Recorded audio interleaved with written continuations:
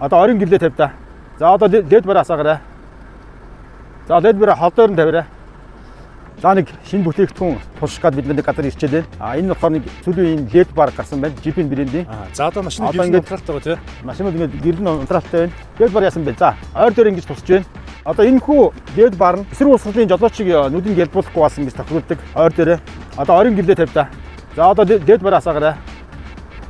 За LED бар хол дээр нь тавиараа. За хотод хөдөлгөөнд явж байхдаа бас ашиглах боломжтой. За тийм учраас одоо Цэмбэ хот гэрэл нь жолооч нараа гялбуулахгүй тул за LED бараа бас тодорхой хэмжээнд доош нь дааж өгсөн байна. Тэгээд давхар хол дээр шилждэг учраас бас холын гэрэл дээрээ тавиад авчих боломжтой. За энэ LED бараа бас энэ капотныхаа дээрээс тогтоож болно. Мөн өнө машиныхаа орой дээрээс тогтоож болно. Урд бас сеткийн дотор тогтоож болно. За.